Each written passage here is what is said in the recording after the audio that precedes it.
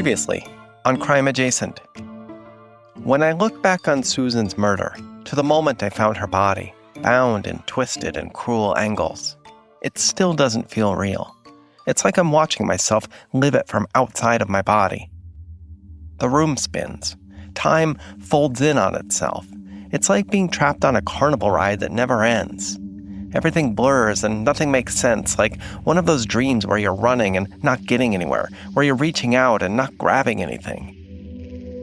But with other cases, with other victims, something shifts. The chaos slows. The crime scene takes on a sort of clinical stillness. There's distance, detachment. What I mean is this. Once a suspect is arrested and a case moves into court, everything gets organized, cleaned up. There's a timeline, a narrative. Witness statements line up with evidence. Prosecutors build a compelling story for the jury, a sequence of moments laid out minute by minute, with all the answers laid bare, and a finger pointed at the cause, the reason, the person responsible.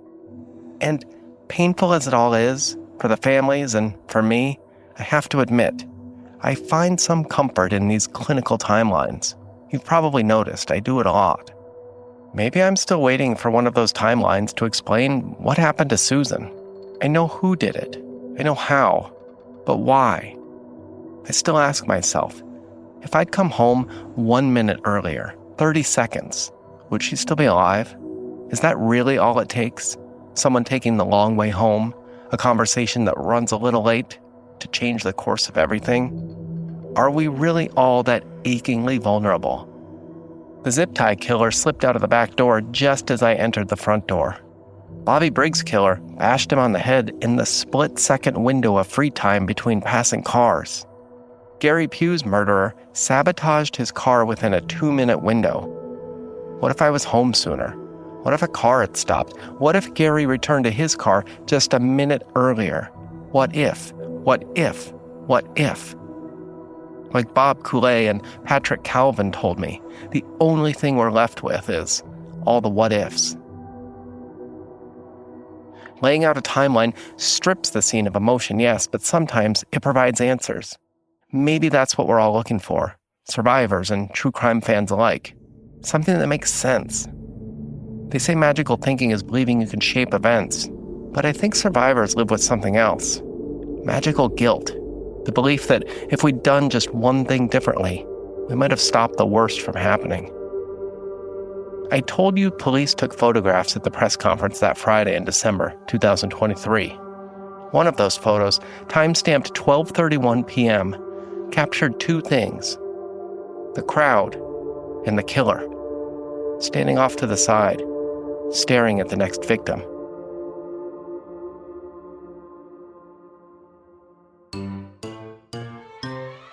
I only spoke to Margie Miller once or twice in Ridgewood, but I really liked her. I could feel how out of place she was as a makeshift politician, struggling to power through that week to just one more vote in honor of her late husband, Bob. She was a teacher, a reader, a whip-smart, dedicated historian, not a glad-hander and a backslapper like her good friend, B. Macy. I could feel how much she wanted a new beginning. She was so close to getting out, to finally leaving the town she had spent her whole life trying to escape. So when I see the sterile timeline of her final moments, the detailed tick-tock that led to her death, all those what-ifs come crashing back. Margie Miller had so many chances to escape. What if? Here's the story. But first, have you ever thought of returning to college but with adult brain and no pressure, no homework or grades? How cool it would be to just learn with like-minded true crime fans about true crime and profiling and how it all converges with academia and pop culture and writing. That's what I'm trying to build on our Patreon page with the monthly true crime reading group. It's simple. I assign a short monthly reading, usually a seminal true crime text or short academic paper or really great essay. And then we get together to chat about it. I offer a short recap and then open the floor for questions and discussion. Check out patreon.com/crimeadjacent for more. I hope to see you there. From San Francisco, this is Crime Adjacent, the never-ending true crime story told weekly. I'm Chase Patrick.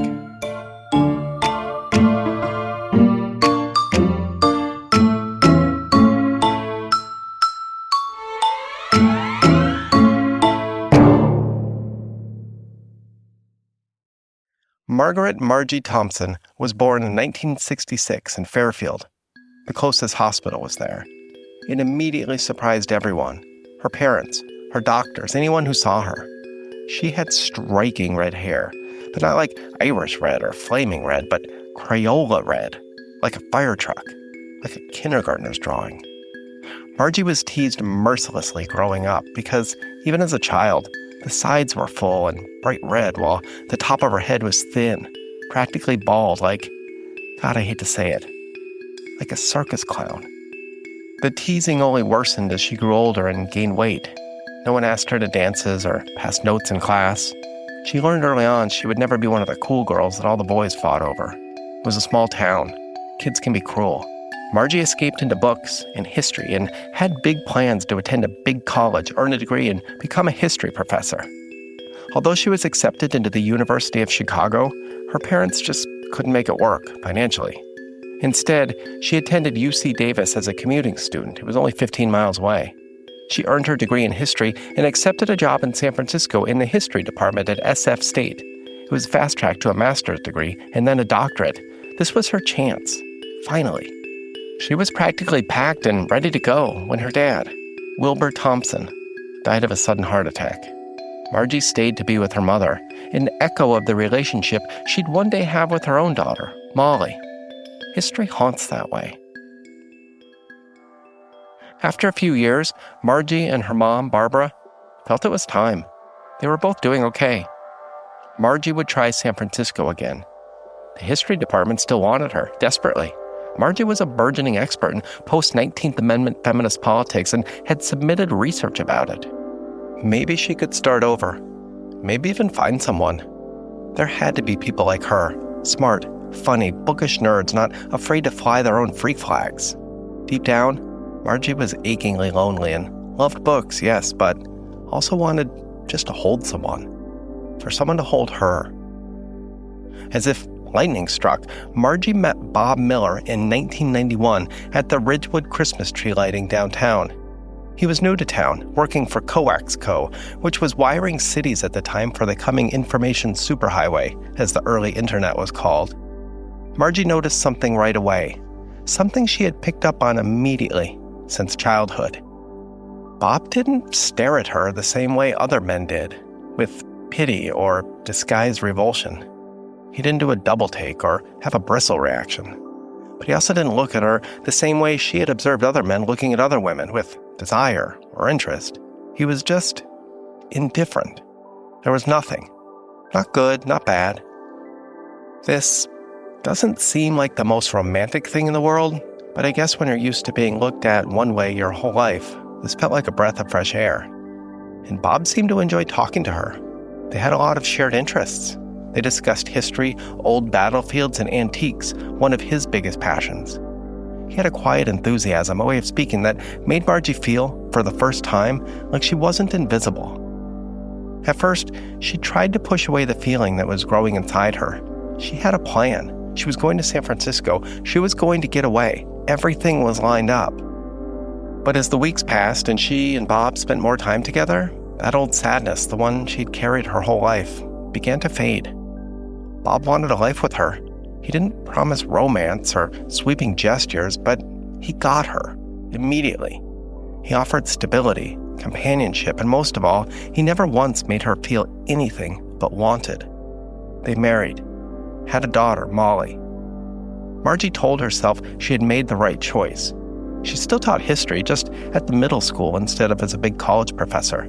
She had a life, a husband, a child, a home, maybe not the one she had once dreamed of, somewhere else, but it worked for her, for them. She enjoyed how much Bob loved the Valley and supported his efforts to become a city council member. Bob and Gary Pugh and B. Macy formed a casual alliance of everyday citizens intent on saving the pristine valley, and then, one after another, found themselves elected to the city council. Margie wanted nothing to do with it, but she could see how passionate Bob was and supported him, while she too found a passion. He supported her just as equally. She had been working on a historical fiction book centered in the region and had plans to publish it someday, to go on a book tour and speak at events and make new friends and talk endlessly about books and history and writing. She was nearly done with the book. Then, in September 2023, Bob died while on a business trip in Iowa. This was just a few months before everything spun out of control in town, and when I arrived in December, everything seemed so raw and tender for both Margie and Molly. There was so much to deal with. And yet, after Bob's death, Margie could no longer take it. She had a retirement pension, insurance money, the pending sale of their house. Molly was grown and had a stable job and a life of her own. She'd be fine. Ridgewood no longer had a hold on her. Margie could finally get away. This was her chance. Then Bea and Gary knocked on her door. They had a plan. They needed her to do just one thing for Bob, for Ridgewood. They didn't know it, of course, but this meeting, this plan, would set in motion a chain of events that would, just hours after the press conference at City Hall, put Margie Miller face to face with her killer. In discussing Gary's case, I also discussed another big difference between the murders in the 1990s and those committed in 2023: technology. There were no cameras and digital Bluetooth traces back in the 1990s.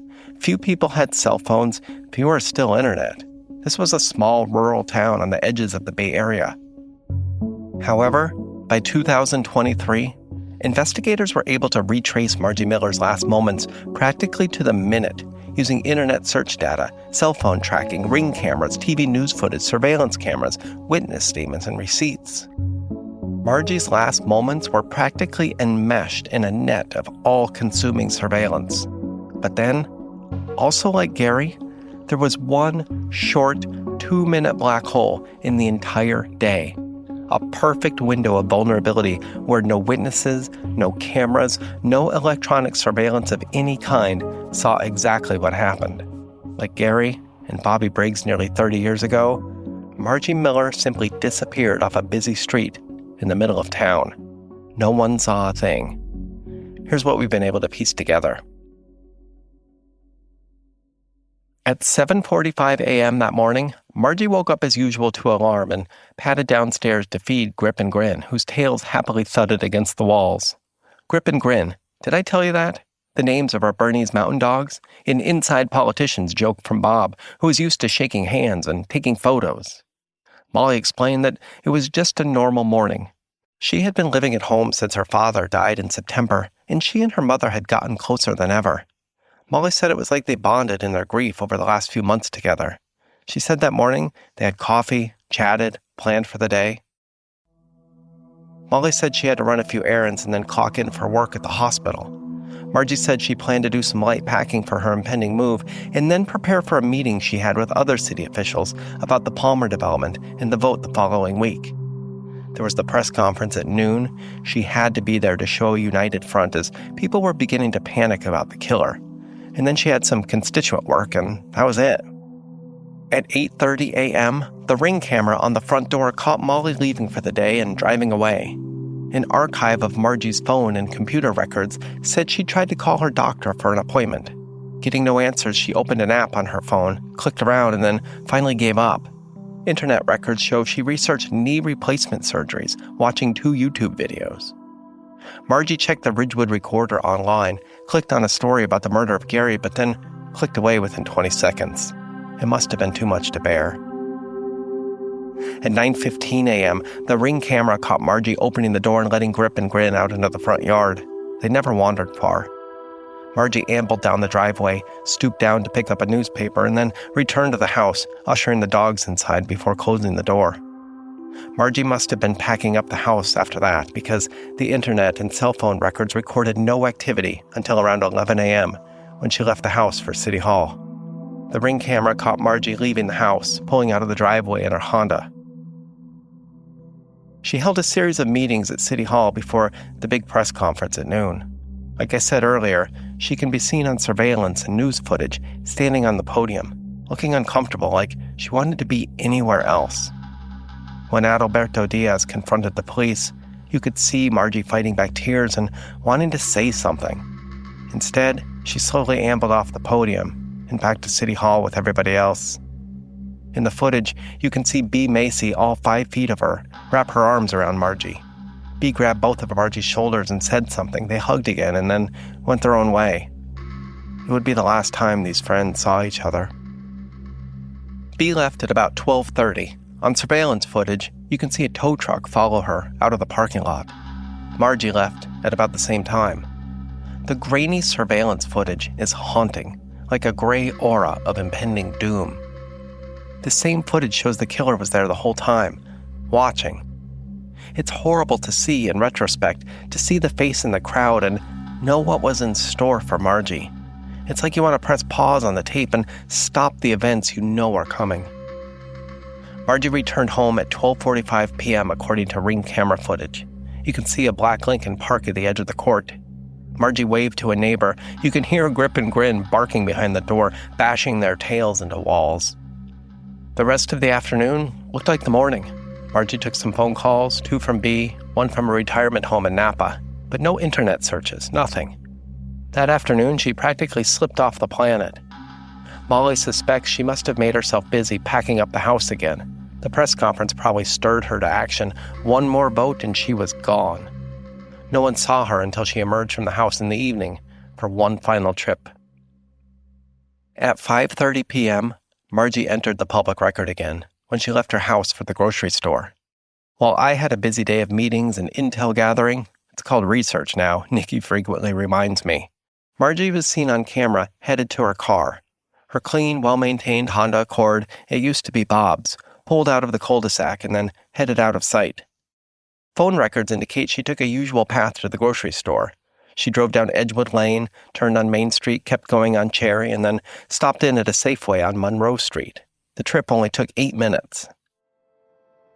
At 5:40 p.m., video cameras just inside the store captured her walking through the glass double doors.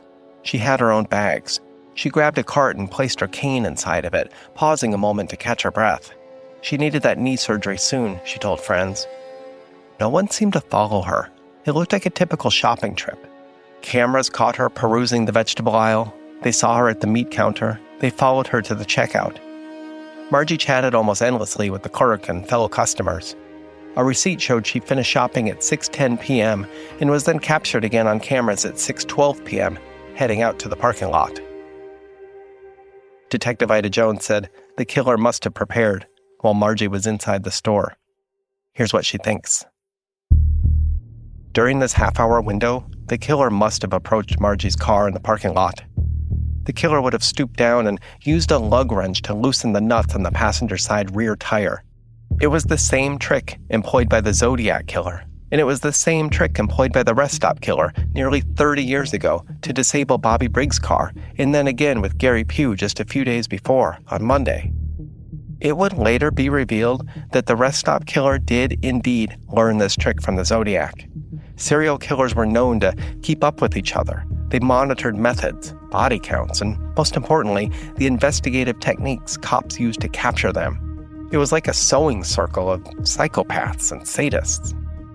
Here's something critical. Jones said that while Margie was captured by nearly a dozen cameras inside the store, there was no coverage in the parking lot of where she parked. One camera was broken and others didn't reach where the car was. Was that happenstance? Planned?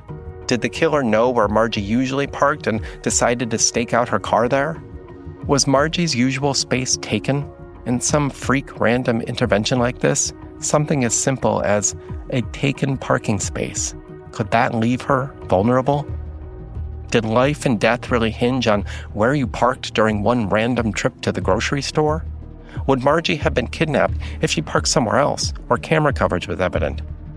The what-ifs never end. Jones said she tried to hunt down a few Teslas that were parked nearby. Police have been able to gather video evidence from them in other cases, but Jones said she could never track down the owners. She said, "This feels like a real missed opportunity." It wouldn't have stopped the killer, but it would have prevented a lot of finger-pointing and false accusations that followed. We would have known much sooner exactly who the killer was. It might have even stopped the last few deaths. Phone records show Margie exited the parking lot at 6:16 p.m. and headed towards home in the reverse direction of her path to the store. Monroe, Cherry, Main Street through downtown, and then finally she hit Edgewood at about 6:25 p.m. Traffic and perhaps a sense that something was wrong with her tire made for a longer trip. The car pulled to a stop on Edgewood Lane at 6:26 p.m. She was only a few blocks from her home. She almost made it. Winnie Freeman later reported in the recorder that no one reported anything at all to police. No witnesses ever came forward saying they saw her. A few people reported seeing the car, but that only came later. But there was no sighting of Margie, which was odd. Like Gary and his enormous height and weight, Margie was also noticeable. People remember seeing the larger woman with fire truck red hair and a gleaming bald spot. Sometimes they pointed fingers and laughed. Although all of this activity came at the tail end of rush hour, Edgewood Lane was not a busy thoroughfare. The narrow road had a sidewalk on each side and a few cars parked in front of nice homes here and there. Runners and walkers and kids riding bicycles or people walking dogs was not an unusual sight. But someone parking their car there was also not unusual. Nothing stood out. There were no cries, no calls for help, no noticeable struggles reported by anyone. According to Chief Williams, this led police believe the exact same thing happened in Margie's case as it did with Gary's. The sabotage, the place, the approach, the attack, they were practically mirror images. Williams said they thought a couple things. One, the killer knew Margie. The killer must have approached quickly and was probably following Margie, just waiting for the car to malfunction. I wondered if the killer began to worry that the plan had gone awry as Margie crept closer and closer to her home, where there were cameras and dogs and perhaps neighbors ready to come to her aid. Instead, Margie stopped the car on Edgewood Lane. The killer approached, and Margie must have gratefully accepted a helping hand. What luck, she must have thought, to have such a kind acquaintance stumble on her in this exact moment of need. This led to the second thing police believed. Williams surmised that Margie willingly and quickly got into her murderer's car. Again, there were no signs of struggle, no blood, no screams, no cries for help. No one saw or reported anything. It was as if Margie Miller had simply disappeared from the middle of town, just like Bobby Briggs and Gary Pugh before her. If the kidnapping told police a few important things, so did Margie's body. And the location where she was found, and who actually discovered her. You are not going to believe this at this point, but the truth is so much odder than fiction. Yes, Daniel Palmer found Margie, but not in the valley, not by the lake, not by Len's or the tow yard or the freeway, but right outside his own front gate. I know this because I was there when it happened. Next time on Crime Adjacent. I went to the valley that night because I needed answers or something, anything. The Palmers refused to talk. Something was definitely up with that family and their connections to this case, whether it was Daniel finding so many bodies, or Michael and his relationship with Michelle, or the whole lot of them and their relationship with police. I simply wanted to go out there and, well, snoop. Like I said, I used to be in the Marines, Force Recon. I don't, or can't, or don't even really want to say much about this, but we served in places we weren't always supposed to. This was part of my job for a long time, sneaking in and out. And if the Palmers weren't talking, I thought, well, it might be fun. I thought I might learn something just by observing. I didn't know it at the time, but while Margie was being stalked and followed, I was out in the valley, crouched down behind a berm and watching the Palmer house, just looking for any scrap of information that night that might prove useful. What I discovered turned the whole case upside down. If you enjoy these stories and want immediate access to behind-the-scenes content, or want to sign up for free updates and bonus information, or to join our true crime reading group, check out patreon.com/crimeadjacent for more. Until next time, this is Chase Patrick from San Francisco, with a reminder, stay tuned. You'll never unhear what happens next.